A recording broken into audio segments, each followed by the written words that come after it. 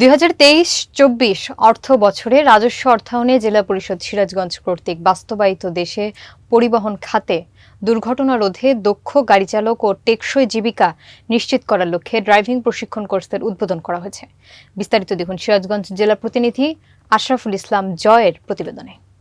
বৃহস্পতিবার সকাল ১০টার দিকে জেলা পরিষদের সম্মেলন কক্ষে এই মাসব্যাপী প্রশিক্ষণ কোর্সের শুভ উদ্বোধন করা হয়।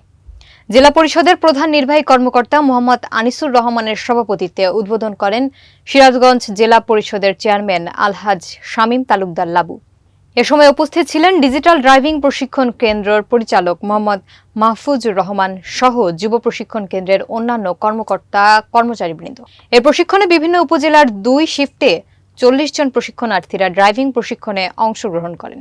জেলা পরিষদের পক্ষ থেকে ২৩-২৪ অর্থ বছরের রাজস্ব খাত থেকে বেকার যুবকদের জন্য ২০ জন ৪০ জন ২ শিফটে ২বার আমরা রাজস্ব খাত থেকে এই ট্রেনিংয়ের ব্যবস্থা করছি, যার জন্য যে এই ট্রেনিং এখান থেকে সিরাজগঞ্জ জেলা পরিষদ থেকে নেওয়ার পর বেকারত্ব দূর করার জন্য দেশে এবং দেশের বাইরে স্কিল হিসাবে এরা যেন কাজ করতে পারে, আমরা সেই জন্য সিরাজগঞ্জ জেলা পরিষদের সদস্য এবং আমার নির্বাহী সহ আমরা সবাই একত্রিত হয়ে সিরাজগঞ্জ জেলার বেকার যুবকদের জন্য এই ড্রাইভিং ট্রেনিংটার সুব্যবস্থা করেছি, যাতে কিছু হলেও কিছু বেকারত্ব দূর হবে এবং ভবিষ্যতেও আমরা সিরাজগঞ্জ জেলা পরিষদ থেকে